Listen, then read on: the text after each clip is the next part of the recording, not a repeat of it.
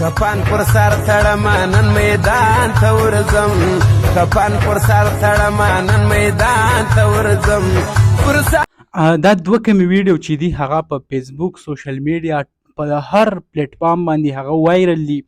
نن در سره د دې کم حقیقت چې دی هغه هم شیر کوم، لکه دا کم ډانس چې دی ورسره د دې کم عمره هلک چې واده شوی دی، آیا په دې عمر کې واده جایز دی او که نه، په دې باندې به هم خبره کوو. خو د ټول نه مخکې راځو د ډانس طرف ته.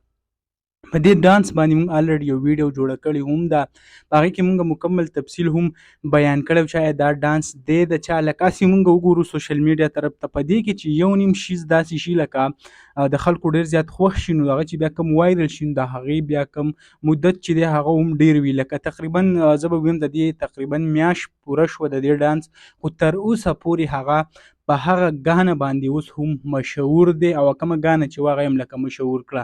ما هغه ګانه مخکې چا اورېده نه، کال مخکې زړه د لیلا خان ګانه وه، د دې ډانس د وجې هغه ګانه هم مشهور شوه.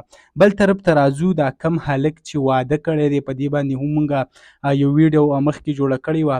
د دې په هکله به زه ویم لکه ډېر زیات خلک که دې ته کم کمنټس چې کوي هغه وایي چې آیا ډېر زیات یو ماشوم هلک دی په دې عمر کې هغه واده نه دی پکار.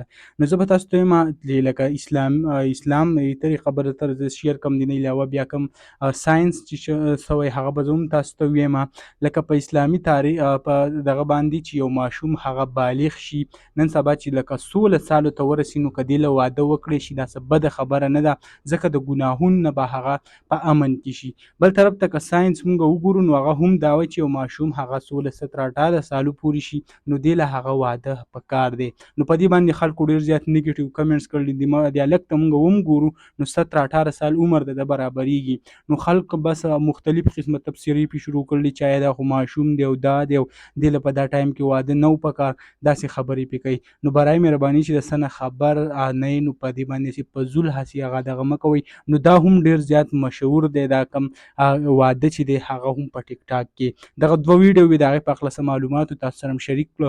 امید لرم ویډیو به مو خوښه شوي. که ویډیو مو خوښه شوي ویډیو لایک کړئ، او که زموږ په چینل نه وي چینل سبسکرایب کړئ د داسې نور ویډیوګانو دپاره.